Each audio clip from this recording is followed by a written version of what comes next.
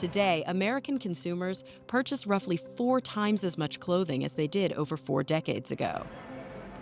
In Los Angeles alone, there are over 70 tons of textiles discarded annually. 100 million pieces of garment are pushed out every single year, and that doubles what it was in 2000, roughly. Fashion as an environmental problem is fairly recent.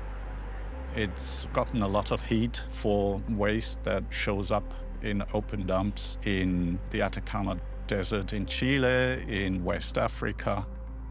If we do those life cycle assessments of apparel and we get very consistent findings, the environmental hotspots are always material production, followed by what we call the use phase, which for apparel is basically washing and drying. The big issue is when we scale things up to the magnitude that we need for clothing our world population, that's where we get into some big problems. There are many processes within the making a fabric, and there's also the question of new colors, new finishes. All that requires having chemicals to be able to produce that. Where you have to treat the fibers, adding chemicals, and then there's washing steps in between. Whether those chemicals are synthetic or natural, that has a significant impact on the environment. There's a number of steps that modify the fiber surface so that you can actually have the dyes attached to the material. As the fabric is being used and worn, or even processed, they begin to shed these smaller particles. So these are materials that are being slowly released into the environment. To know how we got to fast fashion, we have to go back in time. Prior to World War II, clothing production was still small scale, happening in workshops and mostly in people's homes. But the war created rations on fabric that made mass-produced fashion acceptable to the middle class, and clothing companies exploded across the country, churning out standardized items that we now take for granted. I think fast fashion started with Zara.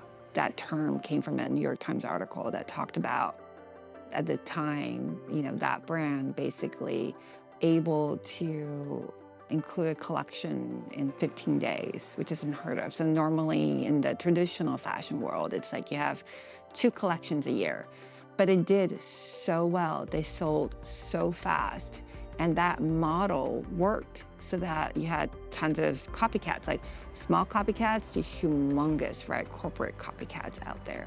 Shopping malls dominated while reducing costs. Going abroad and hiring local cheap labor were the norm. Then came the internet. With each passing decade, the amount of garments increased, but their quality, longevity, and labor costs decreased. This dynamic reached its zenith with fast fashion in the early 2000s, when online shopping began to replace malls, and companies produced clothing at an unprecedented pace.